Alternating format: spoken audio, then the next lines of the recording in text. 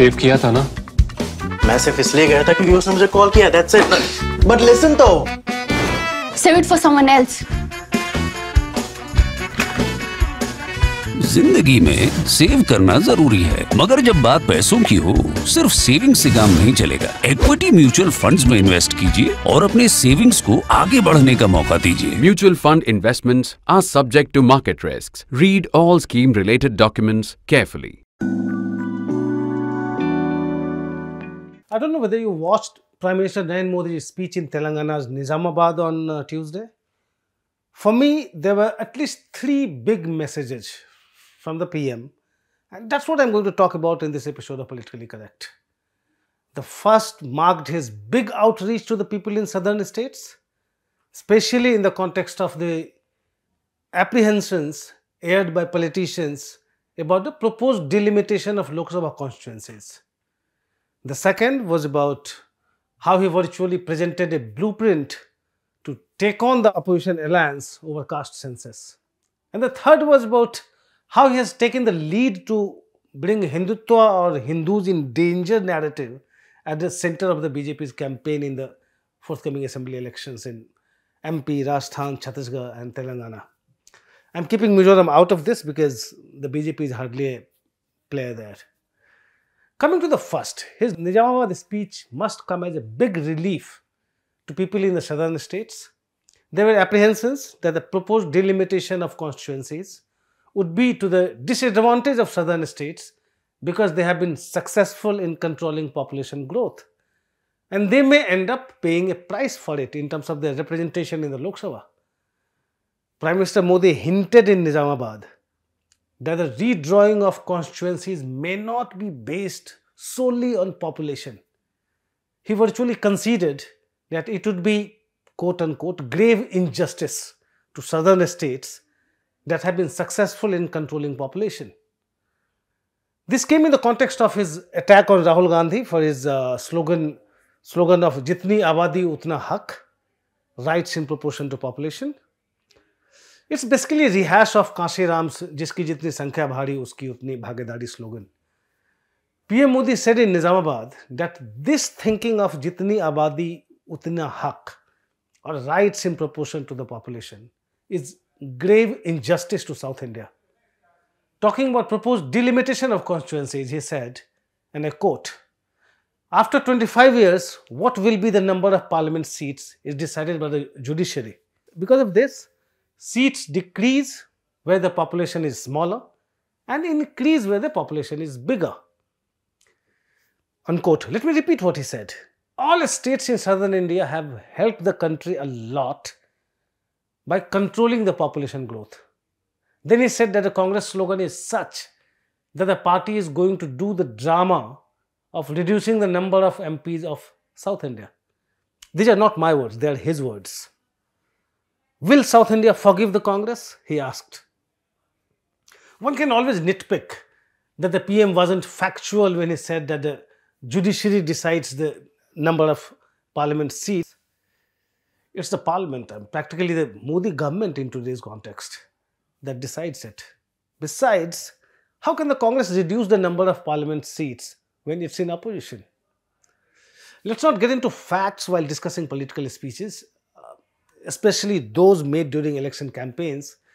But a definite takeaway from Modi's Nizamabad address was that southern states can relax, for now at least. One of the conspiracy theories floating in political circles was that the BJP was planning to make South Indian states virtually irrelevant in government formation at the center by decreasing their share of seats in the Lok Sabha and increasing representation of northern states where the party enjoys complete sway. I'm talking about a conspiracy theory. Well, for now, Modi has settled the matter by acknowledging southern states' contribution in population control and suggesting that reducing their parliament seats would be grave injustice to them. It also suggests that the BJP is not going to give up on its expansion plans in South India, even though prospects don't look very bright in the 2024 Lok Sabha elections. Modi's Nizamabad speech was extremely significant for 2 other regions. I come to the second region now. The PM presented his blueprint to counter the opposition's attempt to corner him and his party over the caste census. But before I come to this, let me share with you certain facts about the OBC representation in the BJP. Of course, you must have heard Amit Shah saying in Parliament that 29% of BJP MPs and 27% of BJP MLAs belong to OBC. He also said that 29 members of the Union Council of Ministers, almost half of the entire strength, are OBCs. The Prime Minister himself is an OBC, of course. But here is a catch. Forget the numbers. Are OBCs really that empowered in the BJP? In the Union Cabinet, apart from the PM's post, all the big portfolios are with upper caste members. There are only 2 Dalit ministers in the 28-member cabinet. I am talking about cabinet. Virender Kumar, who has the Social Justice Ministry, and Pashupati Kumar Paras, who heads the Food Processing Ministry. Rajnath Singh, Narendra Singh Tomar, Anurag Thakur and Gajendra Singh Khawat, they are all Rajputs. While Giraj Singh is a Bhumihar. Jaishankar, Nirmala Sitharaman, Nitin Gadkari, Prahlad Joshi and Mahendranath Pandey are all Brahmins. In March this year, we did an analysis of 7 BJP-ruled states and one where the party is a partner in the government, that is Maharashtra. It revealed that despite its much hyped inclusivity, those calling the shots belong to the upper castes, or they belong to a dominant caste or community which could be an OBC but which enjoys economic and political power in the region. Say for instance the Lingayats in Karnataka. Of course, the 8 states we analyzed, Karnataka was also part of it because the BJP was in power then. Of the 8 chief ministers then, 6 were from upper or dominant castes. Only MP Shivraj Singh Chauhan belongs to OBC and he is now being cut to size as we know. Karnataka's Basavaraj Bommai was also an OBC, but we know how backward or not backward Lingayats are. In Maharashtra, while Chief Minister Eknath Shinde is a Maratha, so is his deputy Ajit Pawar from the NCP of course. Another deputy BJP leader Devendra Fadnavis is a Brahmin. UP CM Yogi Adityanath is a Thakur. Uttarakhand's Pushkar Singh Dhami is Rajput. Haryana's Manohar Lal Khattar is Khatri. Gujarat's Bhupendra Patel is Patidar. And Goa's Pramod Sawant is Maratha. The print analyzed caste profiles of over 123 state ministers across these 8 states of UP, Uttarakhand, MP, Haryana, Karnataka, Gujarat, Goa and Maharashtra. The northeastern states were left out of the analysis because caste is not the predominant electoral factor in that region. Our analysis showed that most BJP state cabinets give representation to backward caste leaders, but powerful portfolios are with upper or dominant castes. Of 123 cabinet ministers in these 8 states analyzed, including chief ministers, 82 were from upper or dominant castes and the remaining 41 were from the lower castes, SCs and STs and OBCs. Across the states, Home Ministry is held by dominant or upper castes. Haryana's Anil Vij is a Punjabi Khatri, while MP's Narottam Mishra is a Brahmin. It's similar for other plum portfolios like finance, PWD, revenue, energy and health. Finance Ministry, one of the most sought after portfolios, is hardly held by a backward caste leader in any of these states. Karnataka's Bombay held it, but as mentioned earlier, the Lingayats are a dominant group in the state and the BJP is not in power in Karnataka anymore. UP Finance Minister Suresh Khanna is a Khatri. Uttarakhand Finance Minister Premchand Agarwal is a Vaishya. Only MP Finance Minister Jagdish Devda is from the Dalit community.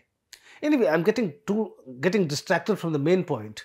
So let me put a link of our story here, which you can read for more details if you wish. Here you can counter me though. You can always ask me, what about other governments in the past? And why to look at only the BJP ruled states? I would say, mea culpa. We looked at the BJP because it's the most dominant party today. It's quite possible that past governments at the center or in the states were as good as or worse when it came to empowering backward castes as SC/ST leaders. As for the BJP, well, when you have an OBC Prime Minister, you can't crib much about others. Anyway, I got diverted a bit too much. Returning to the main point, PM Modi's speech in Nizamabad suggested a rethink about the party's strategy vis-a-vis the OBCs. When the opposition sought to corner the government for not providing for an OBC sub-quota in the women's reservation law, PM Modi sought to blunt it by showcasing his own OBC credentials. He said that the opposition hates him because despite being an OBC, he became the Prime Minister. He blamed the opposition for their what he called sin of dividing society on caste lines. Yet, these attacks on the opposition appeared to be a defensive strategy, as the PM and other BJP leaders, they didn't really spell out categorically if they were against the caste census or in favor of it. That was until PM Modi signaled a big shift in Nizamabad. That was the day after the Nitish Kumar government in Bihar released the caste survey that revealed 63% backward class population in the state. Opposition parties latched onto it, repeating their demand for a nationwide caste census. On Tuesday, Modi categorically rejected Jitni Abadi Utna Haq slogan, or the concept of rights, or call it quota, in proportion to population. In doing so, he had shown an inclination to return to his party's original electoral strategy that was centered around stoking latent resentment of non-dominant communities, say for instance non-Yadav OBCs in Bihar and Uttar Pradesh, non-Jats in Haryana, non-Maratha in Maharashtra, or non-tribals in Jharkhand. Non-dominant communities, though numerically small individually, are much greater in strength when seen collectively. The BJP applied the same strategy for non-dominant OBCs. That was why we saw in 2017 how the government set up the Justice Rohini Commission to subcategorize OBCs and redistribute the reservation quota. Subsequently, as the Yadavs and Jats seemed to be veering towards Prime Minister Modi, the government went slow with this strategy, giving as many as 13 extensions to the commission, which finally submitted its report on the 1st of August. The BJP was said to be planning to put it on the back burner. However, the opposition's caste census politics, which has got a leg up after the Bihar survey, might have prompted Prime Minister Modi to reassess his party's original strategy. The opposition's insistence on population-based rights, read quotas, could potentially align it with dominant OBCs who have been hogging most reservation benefits. What the Congress will gain from it remains a million-dollar question for me, as these dominant OBCs are aligned with regional parties, say the RJD or the SP. So, what will the Congress gain? The BJP obviously sees an opportunity in this. The PM's unstated message in Nizamabad was that he was okay with dominant OBCs aligning with the opposition as long as it led to the mobilization of non-dominant OBCs towards the BJP. That explains the PM's categorical rejection of Rahul Gandhi's slogan. It also means that if need be, the centre may be open to the idea of implementing the Rohini Commission report on redistributing OBC quota. Coming to the third and last point, PM Modi's Nizamabad speech and other recent speeches suggest that coming assembly elections will witness a sort of dry run to again test the electoral efficacy of Hindu-Muslim polarizing campaigns before the Lok Sabha elections next year. The electoral effectiveness of BJP's polarizing campaigns has come under increasing scrutiny, like in Delhi, West Bengal, Himachal Pradesh and Karnataka. PM Modi has given clear hints that he will lead the party's Hindutva-centric campaign from the front in the coming elections. The trend in the past few years has been that while other BJP leaders ratchet up the Hindus in danger campaign, PM Modi projects himself as a fully development-oriented leader who stands against corruption and dynasties. The trend in the past few years has been that while other BJP leaders ratchet up the Hindus in danger campaign, PM Modi projects himself as a fully development-oriented leader who stands against corruption and dynasties. Occasionally, he would feed into Hindutva narrative, like Bajrangbali slogans in Karnataka election campaign, but would remain largely measured in his words. No more so. His campaign speeches in the past week show him leading from the front to build a Hindutva-centric campaign. He has been giving graphic details of the throat-slitting incident in Rajasthan and taunting the Tamil Nadu government for not touching places of worship belonging to minority communities. In Nizamabad, he blamed the Stalin government for taking over Hindu temples but not touching places of worship of minorities. He said, and I quote, "If jitni abadi utna haq is your mantra, will your allies take control of all the places of worship of minorities?"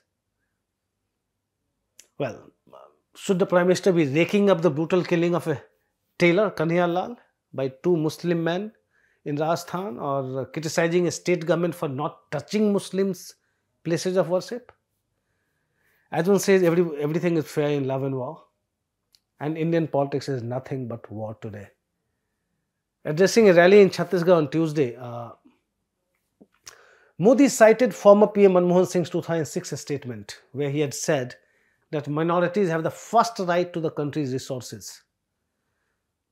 The PM then brought in Rahul's slogan and asked this question: the Congress says that the population of the community will determine who will have the first right to the country's resources. Do they want to remove the minorities? Should the Hindus, who have the largest population, come forward and take all their rights? Well, this signals the beginning of an intensely polarizing campaign in the forthcoming assembly elections, which could serve as a dry run for 2024 general election. That's all from me in this episode of Politically Correct. Thanks for watching.